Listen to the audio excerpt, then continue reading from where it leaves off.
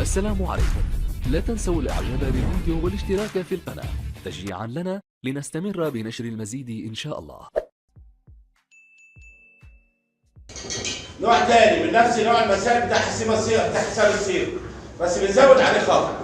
يديك الكتله الموليه للمركب كله ويديك صيغته الاوليه، يقول لك هات لي الصيغه الميزانيه. ماشي؟ وبرضه النوع ده حلينا عليه المره اللي فاتت. يديك الكتله الموليه للمركب كله، يعني مثلا